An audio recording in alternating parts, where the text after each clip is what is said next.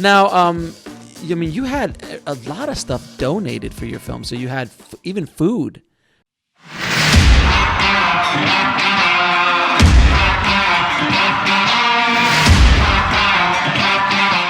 People were like, "Can you like? How did that happen?" Because food actually, if you want to borrow my car, that's one thing. But if you want to, I'm spending money to support you by cooking and stuff. How would that work out?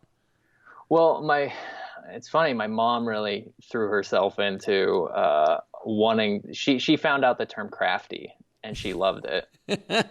So she threw herself into craft services. Okay. But she also recruited and asked other people, if they wanted to help out, or she owns her own business on Main Street of the town, and a lot of people were interested coming in talking. Some people had missed the Kickstarter or just were wondering how they could get involved, or if that we needed anything, or if they could help.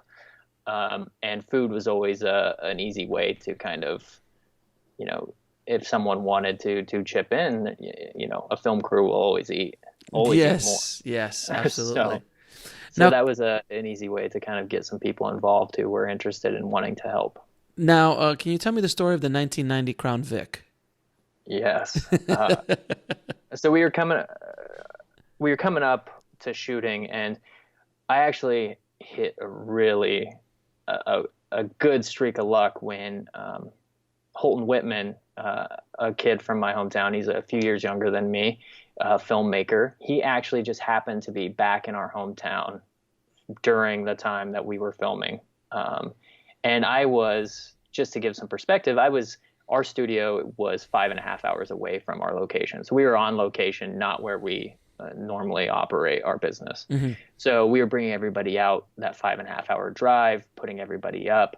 But there was a lot of things that I was going back and forth on that 5.5 hour drive, constantly. Mm. So to have someone that I trusted in Goodland, in the town that we were about ready to shoot, leading up to the shoot full time, was amazing. Like, I didn't plan for that. It just kind of fell into my lap, and it ended up being I don't know what we would have done without that.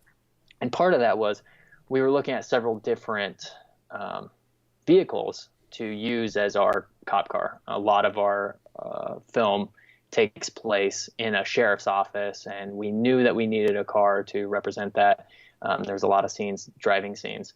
And so we were looking at various, a lot of times they retire these cop cars and then they just sell them at auction for very cheap.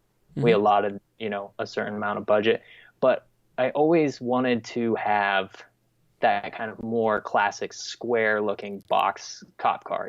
There was some other cars that were coming up that were a little newer model, the white, kind of 2000s probably version that everybody knows. And that would have worked, and we would have had a cop car and it would have been fine. But we looked at two, and we had two on our radar. And the day before we had to pull the trigger and actually, purchase the car to take it in to get it repainted and made to look like how we wanted it, a car showed up on the lot of the local Ford dealership, and it was a 1990 Crown Vic. It was exactly the model that I had in mind when I wrote the script. I even had reference stills from other films of the cop car that I wanted. And I was, as David Fincher says, filmmaking is compromise, and I was going to compromise to have a cop car because we needed it and we were coming down to it. But the day before, this 1990 Crown Vic shows up on the lot. So we go to talk to the dealer about what they would need, and they were super excited about the film, super excited. And Dan Brenner Ford of Goodland, Kansas, ended up selling this Crown Vic to the production for $1 to transfer the name over into my insurance, so that we could get it tagged, and essentially donating the cop car towards the cause. That's amazing. Yeah, I mean, I never expected that. I almost couldn't take it, I told them that they have free commercials whenever they're ready for them. They haven't cashed it in yet, but I hope they will someday in the future, because I want to warrant that. Oh, that's amazing.